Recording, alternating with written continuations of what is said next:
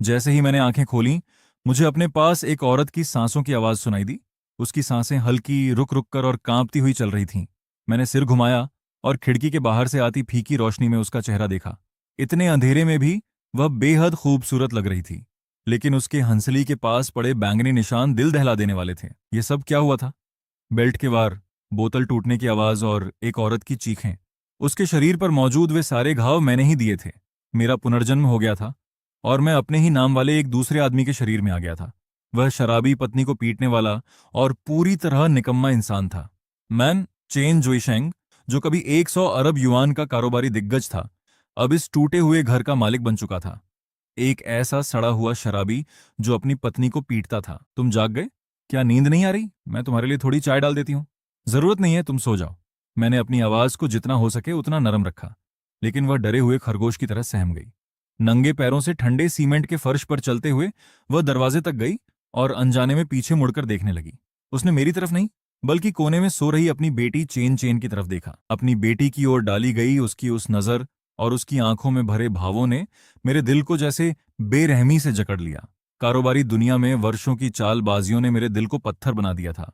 पिछले जीवन में मैंने अरबों के सौदे किए थे, कई देशों के बड़े अधिकारियों से मिला था और न जाने कितनी ऐसी औरतों के साथ रहा था जो खुद मेरे पास चली आती थीं। मुझे लगता था कि मैं दुनिया का सब कुछ देख चुका हूं, लेकिन मैंने कभी ऐसी औरत नहीं देखी थी जिसे इतनी बेरहमी से पीटा गया हो। जागने के बाद उसने सबसे पहले इस बात का ध्यान रखा कि उसे पीटने वाला आदमी जाग न जाए, और दूसरी बात, उसने यह देखी कि उसकी बेटी ठीक से सो रही है या नहीं। मैं उठकर बैठ गया और अपनी कनपटियां मलने लगा। यादें लगातार मेरे दिमाग में उमड़ने लगीं। इस शरीर का पुराना मालिक जुआरी था। जब भी वह हारता अपनी पत्नी को पीटता था। चुप रहो, तुम्हारी हिम्मत कैसे हुई मेरी किस्मत खराब करने की? एक बार उसने शू मेंग को इतना पीटा कि वह 3 दिनों तक बिस्तर से उठ नहीं पाई। फिर भी उसे उठकर उसके लिए खाना बनाना पड़ा। वह खुद कोई काम नहीं करता था। पूरा परिवार बाजार में शू मेंग के फल का ठेला लगाने से चलता था। वह हर महीने 2 या 3 हजार युआन कमाती थी, लेकिन वह आदमी सारे पैसे छीनकर जुए में हार जाता था। जब उसे पैसे चाहिए होते, तब उसे अपनी बेटी की भी परवाह नहीं रहती थी। एक बार चैन चेन को 39 डिग्री बुखार था और उसने ताश की मेज पर फोन उठाकर कहा, मैं जुआ खेल रहा हूं, जब वह मर जाए तो मुझे बता देना। फिर कल वह दोबारा हार गया था। कोई बात नहीं, तुम्हारे लिए शू मेंग की क्या कीमत है? अपनी कीमत बताओ। शू मेंग की कितनी कीमत हो सकती है? क्यों नहीं हो सकती? वह खूबसूरत है। यकीन नहीं होता? कल आकर खुद देख लेना, मैं तुम्हें दिखा दूंगा। आज वे लोग माल देखने आने वाले थे। मैंने आंखें बंद की और गहरी सांस ली। तभी शूमेंग चाय का कप लेकर आई। इसी दौरान चेन चेन नींद में बेचैनी से सिसकने लगी। मैंने मच्छरदानी उठाई और चाय का कप ले लिया। अंदर आ जाओ, वरना मच्छर घुसकर बच्ची को काटेंगे। शूमेंग ने अविश्वास से मेरी तरफ देखा। उसे यकीन ही नहीं हो रहा था कि जो आदमी हमेशा उसे पीटता और गालियां देता था, वह ऐसी बात कह सकता है। वह चेन चेन को सुलाने के लिए बिस्तर पर आ गई और मेरी तरफ पीठ करके लेट गई। उसका शरीर हल्का सा तना हुआ था। घृणा और क्रोध की तेज लहर मेरे सिर तक चढ़ गई।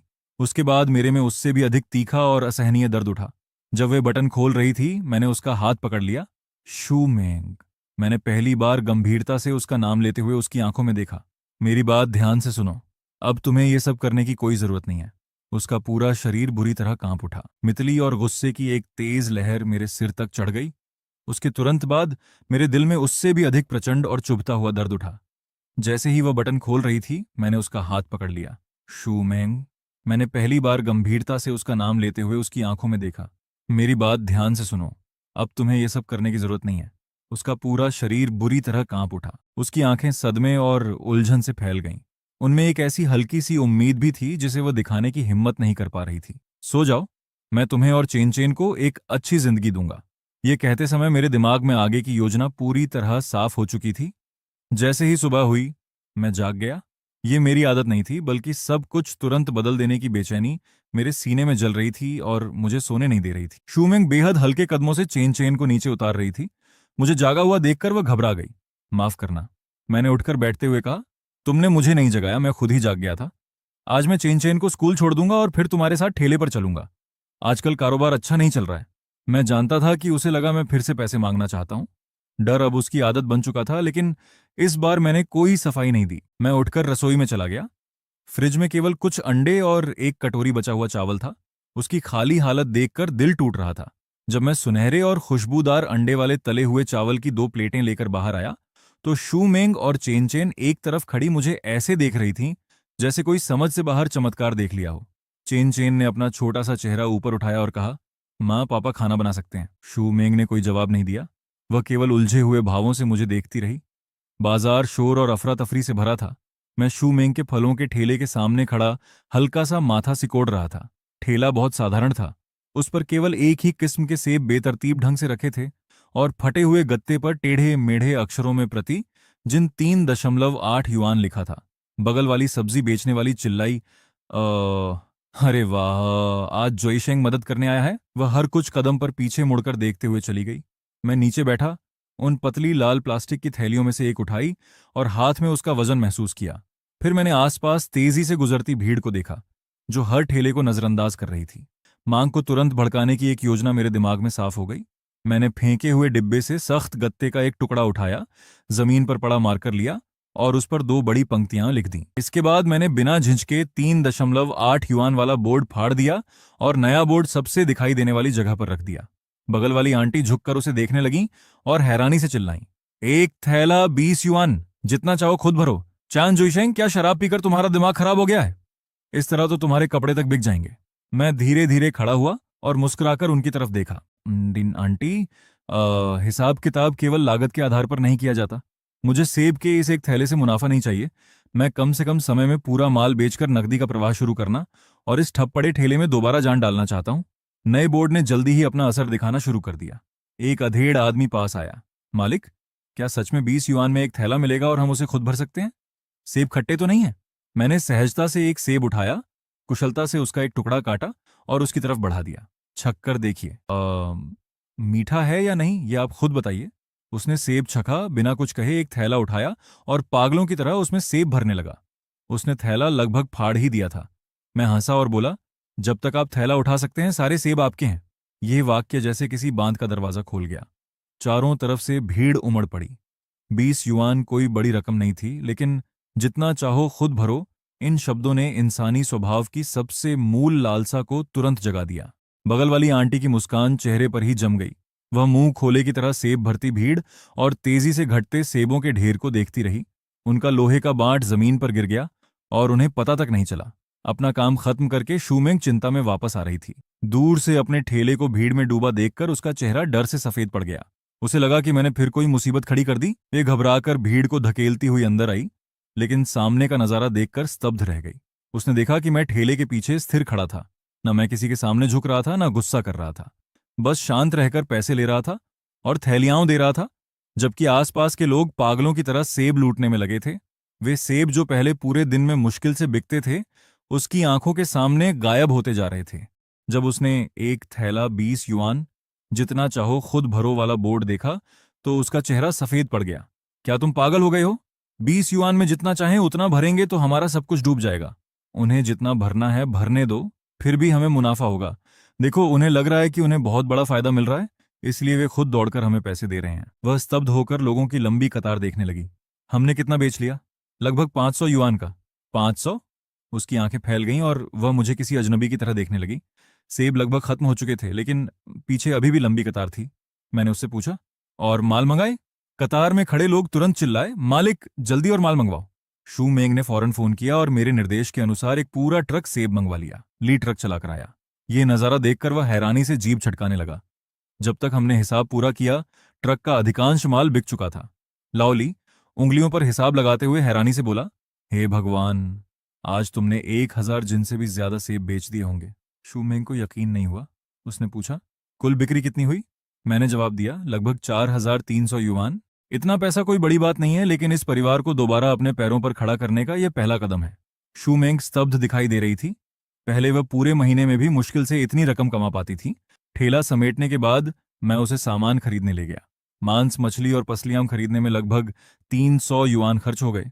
शू मेंग के होंठ हिले, लेकिन उसने कुछ नहीं कहा। जानता था कि इतने खर्च से उसका दिल दुख रहा था, लेकिन आज हमें जश्न मनाना ही था। गली के मोड़ पर छोटी बच्ची ने मेरे दोनों हाथों में सामान देखा और खुशी से उछल पड़ी।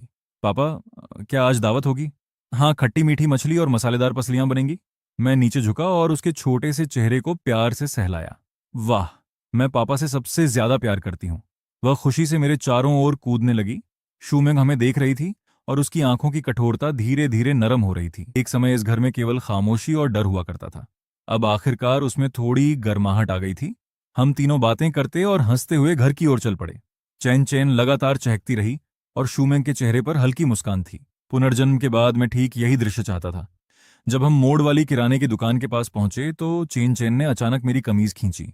उसकी आंखें चमक रही थीं और वह दुकान में रखे कांच के मछली घर की तरफ इशारा कर रही थी। पापा, देखो, छोटी सुनहरी मछलियां कितनी लाल और सुंदर हैं। वे केवल कुछ युआन की साधारण सुनहरी मछलियां थीं, लेकिन चेन चेन की नजर में वे अनमोल खजाना थीं। ठीक है पापा, तुम्हारे लिए कुछ मछलियां खरीदेंगे, शू मेंग ने पीछे मुड़कर कहा। मैं पहले जाकर सब्जियां धोती हूं, तुम दोनों जल्दी वापस आ जाना। वह सामान उठाकर लगभग 10 मीटर दूर मौजूद जर्जर इमारत की तरफ तेजी से चल पड़ी। मैं चेन चेन को गोद में लेकर किराने की दुकान पर सुनहरी मछलियां चुन रहा था। तभी मेरी नजर घर के दरवाजे के आसपास घूम रहे कुछ लोगों पर पड़ी। वे दरवाजा खोलने की कोशिश कर रही शू मेंग का रास्ता रोक रहे थे। मेरा दिल धक से रह गया। शू मेंग साफ तौर पर घबरा गई थी। उसने एक कदम पीछे लिया और सतर्कता से उन्हें देखने लगी। सुनहरे बालों वाला आदमी बदमाशी से मुस्कुराया और उसके पास झुक गया। भाभी, बस तुम्हें याद दिलाने आए हैं। तुम्हारा आदमी चेन जुइशेंग कल रात ताश में हार गया था। उसने कर्ज चुकाने के लिए तुम्हें हमारे हवाले कर दिया है। अब अपने भाइयों को थोड़ा मजा करने दो। शू मेंग का शरीर ढीला पड़ गया। उसके हाथों से सारा सामान जमीन पर गिर गया। उसका चेहरा राख जैसा हो गया, मानो शरीर की सारी ताकत खत्म हो गई हो। मैं तेजी से उनकी ओर दौड़ा। शू मेंग गिरोह की तरफ पीठ कर चुकी थी और उसी दिशा में देख रही थी जहां से मैं आ रहा था। उसके चेहरे का सारा रंग उड़ चुका था और आंसू बिना आवाज के लगातार बह रहे थे। उसकी आंखें, वह मुझे देख रही थी। मैं अपनी बेटी और सुनहरी मछलियों का कटोरा लिए एक अच्छे पिता की तरह उसकी तरफ बढ़ रहा था। उसके होंठ कांपने लगे जैसे वह कुछ कहना चाहती हो। फिर मुझे उसकी आवाज सुनाई दी। चान जुइशेंग, तुमने पूरी रात और पूरा दिन यह अच्छा बनने का नाटक केवल इसलिए किया ताकि मैं खुद चलकर तुम्हारे इस जाल में फंस जाऊं। वह तेजी से झुकी, जमीन पर बिखरी अभी खरीदी हुई सब्जियां उठाईं और पूरी ताकत से मेरी तरफ फेंक दी। मैं तुमसे नफरत करती हूँ। मुझे तलाक चाहिए। सब्जियां मुझसे टकराकर जमीन पर बिखर गईं। चेन चेन डर गई और जोर जोर से रोने लगी। माँ, पापा को मत मारो। मेरे कुछ कहने से पहले ही शूमेंग मुड़कर घर की तरफ भागी, लेकिन वह अंदर नहीं पहुंच पाई। ट्रायड नाम के आदमी ने उसकी कलाई पकड़ ली। भाभी, इतनी जल्दी जाने की क्या जरूरत है? वह मुस्कुराते हुए अपना हाथ उसकी बांह पर ऊपर की ओर फेरने लगा। तुम्हारे आदमी ने सब कुछ लिख कर दिया है। आज रात तुम हमारे साथ चलोगी? मैंने देखा कि शूमेंग पूरी तरह जम गई थी। उसके चेहरे पर पहले से भी गहरा डर उभर आया। उसी पल मेरे अंदर कुछ फट पड़ा। उसे छोड़ दो। मेरी आवाज अचानक बर्फ जैसी ठंडी हो गई। कारोबारी दुनिया में 10 वर्षों तक संघर्ष करके तराशी गई ऐसी आवाज का इन गुंडों ने पहले कभी सामना नहीं किया था। मैंने ट्रायड के चेहरे पर जोरदार थप्पड़ मारा। वह कुछ कदम पीछे लड़खड़ा गया और उसके होंठ के कोने से खून बहने लगा। वह स्तब्ध होकर अपना चेहरा पकड़ने लगा। बाकी सब भी जम गए। फिर वह दोबारा मुक्के चलाता हुआ मेरी तरफ झपटा। मैं एक कदम किनारे हुआ, उसका वार बचाया और उसके पेट पर जोरदार लात मारी। वह चीखते हुए पीछे उड़ गया और जमीन पर दर्द से तड़पने लगा। बाकी तीनों गालियां देते हुए मेरी तरफ दौड़े। मैं तेजी से आगे बढ़ा। फेंकना, जोड़ मोड़ना और घुटने से वार करना, पिछले जीवन में सीखी हर युद्ध कला मैंने इस्तेमाल की। मेरा हर वार सही जगह लगा। 1 मिनट से भी कम समय में चारों जमीन पर पड़े थे। मेरे पीछे चेन चेन अपनी छोटी मुट्ठी ऊपर उठाकर चिल्लाई, पापा, बुरे लोगों को मारो, वाह। शूमेंग ने कोई आवाज नहीं निकाली। मैं ट्रायड के पास गया, उसके सीने पर पैर रखा और नीचे देखते हुए कहा, ध्यान से सुनो, मैंने जुआ छोड़ दिया है। पुराने सारे हिसाब खत्म हो चुके हैं। फिर कभी मेरे परिवार के पास आए तो जब भी तुम्हें देखूंगा तुम्हें पीटूंगा, समझे? उसने फिर भी अकड़ दिखाने की कोशिश की। तुमने पैसे लिए हैं और वापस नहीं दे रहे, हम पुलिस बुलाएंगे। मैं हंसा। पुलिस बुलाओगे? क्या तुम्हें पता है कि बड़े पैमाने पर जुआ चलाने की सजा क्या होती है? क्या मैं तुम्हें बताऊं? मेरे फोन में सबूत मौजूद हैं। क्या तुम्हारी तरफ से मैं ही फोन कर दूं? उनके चेहरे तुरंत सफेद पड़ गए। माफ कर दीजिए भाई चेन, हमसे गलती हो गई, हम अभी चले जाते हैं। रुको, मैंने उन्हें वापस बुलाया। फिर अब भी कांप रही शूमेंग की तरफ देखकर कहा, मेरी पत्नी से माफी मांगो। उन लोगों के चेहरे उतर गए, लेकिन उन्होंने सिर झुका दिया। माफ कर दीजिए भाभी, अब यहां से निकलो। मैंने ट्रायड को ठोकर मारकर एक तरफ किया। वे घबराकर वहां से भाग गए। चारों तरफ खामोशी छा गई। मैं शूमेंग की तरफ मुड़ा। उसका चेहरा आंसुओं से भीगा था और शरीर अब भी कांप रहा था। उसकी आंखों में डर, संदेह और गहरा दर्द था। मेरे दिल में सुई चुभने जैसा दर्द उठा। मैं उसके पास गया, उसकी आंखों में देखा और एक एक शब्द पर जोर देते हुए गंभीरता से कहा, शू मैंग, पुराना चेन जुइशेंग एक घटिया इंसान था। उसने जो किया है उसके लिए 10,000 बार मरना भी कम होगा। मैं तुमसे ये उम्मीद नहीं करता कि तुम मुझे तुरंत माफ कर दोगी। बस मुझे एक और मौका दे दो। मैं अपनी जान की कसम खाता हूं, आज के बाद अगर मैंने तुम्हें और चेन चेन को जरा सा भी दुख पहुंचने दिया तो मेरी मौत बेहद भयानक हो। शूमेंग मुझे देखती रही और उसकी आंखों से बड़े बड़े आंसू बहते रहे। उसके होंठ हिले। आखिरकार वह रोते हुए चिल्लाई, चैन जोइशेंग, तुम कमीने हो, मैं दोबारा तुम पर विश्वास नहीं करूंगी। ये कहने के बाद वह चेन चेन को खींचकर घर के अंदर ले गई और जोर से दरवाजा बंद कर दिया। लेकिन उसने दोबारा तलाक की बात नहीं की। मेरे लिए इतना ही काफी था। मैं रसोई में गया और कुछ ही देर में खट्टी मीठी मछली और मसालेदार पसलियों की खुशबू पूरे घर में फैल गई। मैं खाने की प्लेटें लेकर शयन कक्ष के दरवाजे तक गया और दस्तक दी। खाना तैयार है। गुस्से में रहकर बच्ची को भूखा मत रखो, मैं बैठक में सो जाऊंगा। मैंने थाली नीचे रखी और मुड़कर जाने लगा। अंदर से चेन चैन की हल्की सी आवाज आई, माँ, कितनी अच्छी खुशबू आ रही है। थोड़ी देर बाद मुझे कटोरियों और खाने की छड़ियों की हल्की आवाज सुनाई दी। मैं सख्त सोफे पर लेटकर छत को देखने लगा। रास्ता लंबा था, लेकिन मंजिल की दिशा मुझे पहले कभी इतनी साफ दिखाई नहीं दी थी। मुझे उनकी रक्षा करनी थी और इस परिवार को सच में दोबारा खुशहाल बनाना था। शयनकक्ष का दरवाजा थोड़ा सा खुला।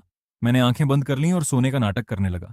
कुछ सेकंड बाद दरवाजा धीरे से फिर बंद हो गया, लेकिन इस बार उसमें कुंडी नहीं लगी थी। मेरे होंठों पर हल्की मुस्कान आ गई।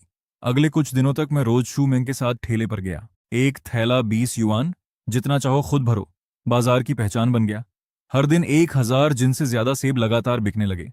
एक सप्ताह से भी कम समय में शूमेंग के खाते में 10,000 युआन बढ़ गए। रात को उसे अक्सर नींद नहीं आती थी। कुछ दिनों बाद बिक्री कम होने लगी। तब मेरे दिमाग में एक नया विचार आया। मैंने चेरी और ब्लूबेरी लाने का सुझाव दिया। उसने माथा सिकोड़कर कहा कि वह पहले भी इन्हें बेचने की कोशिश कर चुकी थी, लेकिन वे नहीं बिके। मगर इस बार तरीका अलग था। मैंने ठेले को 2 स्तरों में बांट दिया। नीचे वाले स्तर पर सेब और आड़ू 15 युआन प्रति जिन थे। ऊपर वाले स्तर पर चेरी और ब्लूबेरी 25 युआन प्रति जिन थीं। ग्राहक अपनी पसंद से कुछ भी चुन सकते थे। सारे फलों को धोकर काट कर डिब्बों में रखा गया था। केवल 1 युआन और देकर जितना चाहें दही ले सकते थे।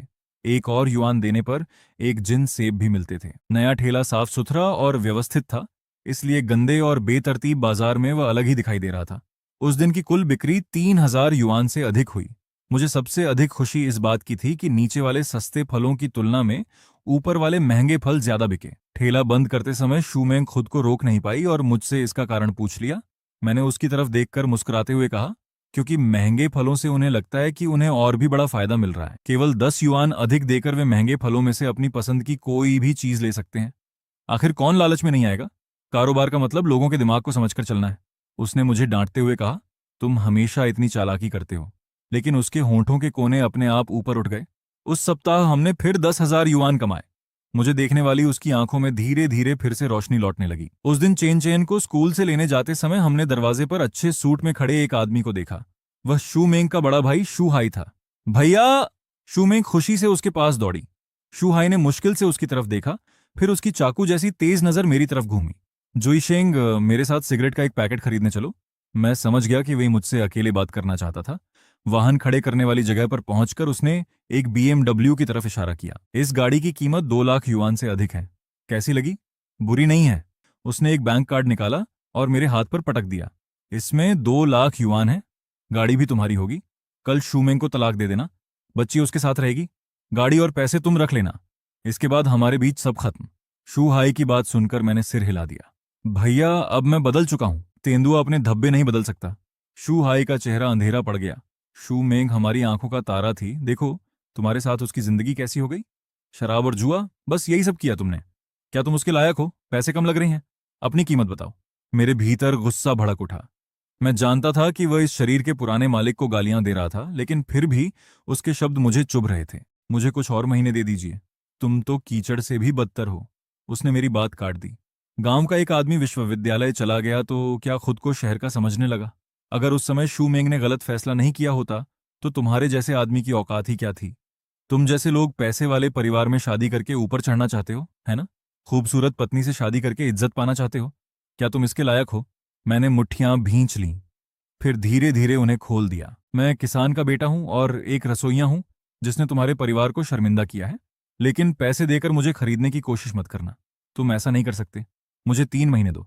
मैं 10 लाख युआन कमाकर दिखाऊंगा, उसके बाद मुझसे बात करना। शू हाई एक पल के लिए स्तब्ध रह गया। फिर वह ऐसे तिरस्कार से हंसा जैसे उसने दुनिया का सबसे मजेदार मजाक सुन लिया हो। मैंने उससे और कुछ नहीं कहा। मैं मुड़ा और वापस घर चला गया। घर लौटने पर शूमेंग थोड़ी चिंतित दिखाई देते हुए मेरे पास आई। मैंने मुस्कुराकर झूठ बोला, कोई बात नहीं है भैया, बस मेरा हौसला बढ़ा रहे थे। उसे मेरी बात पर विश्वास नहीं हुआ, लेकिन उसने आगे कुछ नहीं पूछा। शूहाई रात के खाने के लिए रुक गया। खाने की मेज पर बैठकर उसने कमरे में रखे पुराने फर्नीचर पर नजर दौड़ाई और माथा सिकोड़ लिया। ये सारा कबाड़ अब तक क्यों रखा हुआ है?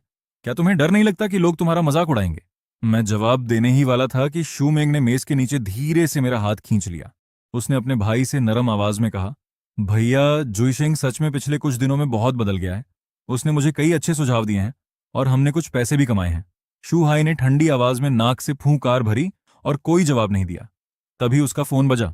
फोन उठाते ही उसका चेहरा अचानक बदल गया। क्या श्री लू हमारे प्रचार प्रस्ताव से संतुष्ट नहीं है? उन्होंने तो कहा था कि आज इसे मंजूरी दे देंगे। दूसरी तरफ की आवाज बहुत घबराई हुई थी, यहां तक कि मैं भी उसकी बातें हल्की सी सुन पा रहा था। श्री लू ने प्रस्ताव देखकर कहा था कि वह बहुत पुराने ढर्रे का है। शाही जीवन का आनंद और उत्कृष्ट कृतियों का संग्रह जैसी बातें अब काम नहीं करती। वे 3 घंटे बाद तुमसे खुद बात करना चाहते हैं। अगर तुम इसे दोबारा ठीक नहीं कर पाए तो इस परियोजना की योजना फीस काट ली जाएगी और तुम्हारा पद भी खतरे में पड़ जाएगा। शू हाई ने तुरंत अपना लैपटॉप निकाला और बहुत विनम्र बनकर ग्राहक से बात करने लगा। ग्राहक चाहता था कि परियोजना की छवि उच्च स्तर की हो, लेकिन दिखावटी न लगे। उसमें सांस्कृतिक गहराई भी हो और वह युवा लोगों को भी आकर्षित करे। कुछ देर सुनने के बाद मैंने उसके प्रस्ताव पर नजर डाली। उसका पूरा तरीका ही गलत था। उच्च स्तर की संपत्तियां केवल मकान नहीं बेचती, वे संपर्क, संसाधन और भविष्य की संभावनाएं बेचती हैं। मैं मुड़कर वापस रसोई में चला गया। जब और व्यंजन लेकर बाहर आया तो शूहाई वहां नहीं था। उसका लैपटॉप अभी भी खुला था और प्रस्ताव आधा अधूरा पड़ा था। शू मेंग ने चिंता से कहा, भैया, फोन करने बाहर गए हैं। अगर यह ग्राहक हाथ से निकल गया तो उनकी नौकरी भी जा सकती है। मैंने सुना है कि यह संपत्ति इस साल उनकी कंपनी की सबसे महत्वपूर्ण परियोजना है। चेन चेन ने अचानक अपना छोटा सा चेहरा ऊपर उठाया। पापा, क्या आप मामा से भी ज्यादा होशियार हैं? साबित करके दिखाओ। मैं मुस्कुराया, फिर बैठकर माउस चलाया। शू हाई के अधूरे प्रस्ताव का पूरा पाठ चुना और उसे मिटा दिया। शू मेंग चिल्लाई, क्या तुम पागल हो गए हो? क्या तुमने इसे सुरक्षित नहीं किया था? सुरक्षित करने से भी कोई फायदा नहीं होता, उसका पूरा तरीका ही गलत है। मैंने आगे कुछ नहीं समझाया। मेरी उंगलियां कुंजी पटल पर चलने लगीं और कुछ ही देर में मैं पूरी तरह काम में डूब गया। मेरे हाथों के नीचे एक नया प्रस्ताव आकार लेने लगा। संपूर्ण परिस्थितियों पर आधारित संचालन व्यवस्था, संसाधन एकीकरण की रणनीति और पहचान सत्यापन प्रणाली। मैंने एक एक करके सारी चीजें तैयार कर दी। जब शू हाई वापस आया और उसने मुझे अपने कंप्यूटर पर बैठा देखा तो उसका गुस्सा पूरी तरह फट पड़ा। तुमसे किसने कहा था कि मेरे कंप्यूटर को हाथ लगाओ? वह तेजी से मेरी तरफ दौड़ा। शू मेंग ने तुरंत समझाने की कोशिश की, इसे संपत्ति के प्रचार के बारे में क्या पता है? शू हाई आगे बढ़ा, लेकिन फिर अचानक रुक गया और स्क्रीन को घूरने लगा। उस पर बेहद व्यवस्थित ढंग से तैयार किया गया एक प्रचार प्रस्ताव दिखाई दे रहा था, लेकिन अगले ही पल उसकी आंखें फैल गईं। तुमने मेरी पुरानी योजना का क्या किया? उसे मिटा दिया। उसका पूरा शरीर कांप उठा। क्या तुम्हें पता भी है कि इसे तैयार करने के लिए मैंने कितनी रातें जागकर बिताई हैं? उसी समय उसका फोन बज उठा। समय सीमा पूरी हो चुकी थी। उसने स्क्रीन पर लगभग तैयार हो चुके नए प्रस्ताव को देखा और उसके चेहरे के भाव लगातार बदलने लगे। आखिरकार उसने दांत भींचकर नया प्रस्ताव भेज दिया। फिर उसने मुझे घूरते हुए कहा, अगर तुम्हारी वजह से यह सौदा हाथ से निकल गया तो मैं तुम्हें नहीं छोड़ूंगा। अभी परिणाम नहीं आया था। मैंने पानी का कप उठाकर एक घूंट लिया। 10 मिनट भी नहीं बीते थे कि उसका फोन फिर बज उठा। उसने फोन उठाया, कुछ देर दूसरी तरफ की बात सुनी और उसके होंठ हल्के से फड़कने लगे। फिर उसने फोन काट दिया। संगीत। उसने उलझे हुए भावों से मेरी तरफ देखा, अपना कंप्यूटर उठाया और बाहर की ओर चल पड़ा। मैं कंपनी जा रहा हूं, वापस आकर तुमसे निपटूंगा। मैं हल्का सा मुस्कुराया। मुझे पता था कि अब उसका सामना किस चीज से होने वाला है। उस प्रस्ताव में लिखी अवधारणाएं उसके स्तर के व्यक्ति की समझ से कहीं आगे थीं। जैसा मैंने सोचा था। कुछ ही देर बाद मेरा फोन बज उठा। फोन शू हाई का था। दूसरी तरफ उसकी आवाज में थोड़ी झिझक थी। चेन जोइशिंग, क्या तुम अभी मेरी कंपनी आ सकते हो? श्री लियू उस व्यक्ति से मिलने पर अड़े हैं जिसने यह प्रस्ताव लिखा है। मुझे पता भेज दो, मैं तुम्हें लेने के लिए चालक भेज देता हूं। कंपनी पहुंचकर मैंने सहायक के हाथ में मौजूद प्रस्ताव को संचालन वाले पन्ने पर पलट दिया। यह मेरी बनाई हुई पहचान सत्यापन प्रणाली है। सबसे पहले घर खरीदने वालों को मालिक समिति की मंजूरी लेनी होगी। केवल पैसा होना पर्याप्त नहीं होगा। यह भी देखा जाएगा कि वे अपने संपर्कों, कौशल या प्रभाव के माध्यम से समुदाय को क्या मूल्य दे सकते हैं। दूसरा, मेरा सुझाव है कि 30% मकानों को आरक्षित रखा जाए और उनमें देश के शीर्ष उद्योगपतियों, कलाकारों और विद्वानों को थोड़े समय के लिए रहने का निमंत्रण दिया जाए। इससे इस समुदाय की प्रतिष्ठा स्वाभाविक रूप से बढ़ेगी। तीसरा, हर महीने विशेष वर्ग संवाद आयोजित किए जाए जिनमें केवल संबंधित उद्योग के शीर्ष लोगों को बुलाया जाए। जो यहां मकान का मालिक नहीं होगा उसे इन कार्यक्रमों का टिकट तक नहीं मिल सकेगा। श्री लू की आंखें चमक उठीं। इस तरह मकान केवल एक वस्तु नहीं रहेगा बल्कि एक विशेष सदस्यता प्राप्त करने की योग्यता बन जाएगा। उन्होंने मुझसे कई और विस्तृत सवाल पूछे जिनका मैंने बिना रुके सहजता से जवाब दिया। आसपास बैठे कई वरिष्ठ योजनाकार बार बार सहमति में सिर हिलाने लगे। बहुत अच्छा। श्री लू खड़े हुए और ध्यान से मेरी तरफ देखने लगे। संगीत, हमारी कंपनी में प्रचार निदेशक का पद खाली है। वार्षिक वेतन 5 लाख युआन होगा। क्या तुम्हारी दिलचस्पी है? 5 लाख। मुझे महसूस हुआ कि शू हाई की सांस अटक गई थी। मैंने मुस्कुराकर सिर हिला दिया। मुझे अपनी पत्नी के ठेले में उसकी मदद करनी है। फिलहाल मैं पूरे समय की नौकरी करने के बारे में नहीं सोच रहा। श्री लू यह सुनकर स्तब्ध रह गए। मैंने आगे कहा, लेकिन अगर अनुमति हो तो मैं एक बात कहना चाहता हूं। कहिए। आपने इस संपत्ति की कीमत बहुत कम रखी है। अचानक कमरे का माहौल तनावपूर्ण हो गया। शू हाई ने चुपके से मेरी बांह खींची। श्री लू ने आंखें सिकोड़ लीं। श्री चेन, तुम्हारे कहने का क्या मतलब है? बाजार की मौजूदा स्थिति को देखते हुए हमारी कीमत पहले से ही इस इलाके में सबसे अधिक है। मैंने कहा, अगर मैं गलत नहीं हूं तो आपने इसकी शुरुआती कीमत 85,000 युआन प्रति वर्ग मीटर रखने की योजना बनाई है ना? मेरा सुझाव है कि इसे बढ़ाकर 1,20,000 युआन से अधिक कर दिया जाए। बैठक कक्ष में चारों तरफ हैरानी भरी सांसों की आवाज गूंज उठी। कुछ लोगों ने पहले ही असहमति में सिर हिलाना शुरू कर दिया था। श्री लू ने गंभीरता से कहा, श्री चेन, तुम्हारे कहने का क्या मतलब है? बाजार की मौजूदा स्थिति को देखते हुए हमारी कीमत पहले से ही इस इलाके में सबसे अधिक है। मैंने कहा, अगर मैं गलत नहीं हूं तो आपने इसकी शुरुआती कीमत 85,000 युआन प्रति वर्ग मीटर रखने की योजना बनाई है ना? मेरा सुझाव है कि इसे बढ़ाकर 1,20,000 युआन से अधिक कर दिया जाए। बैठक कक्ष में चारों तरफ हैरानी भरी सांसों की आवाज गूंज उठी। चेन, शायद तुम बाजार की स्थिति को ठीक से नहीं समझते। इस इलाके में 90,000 युआन से अधिक की कीमत पर मकान बेचना बहुत मुश्किल है। फिलहाल यही वास्तविकता है।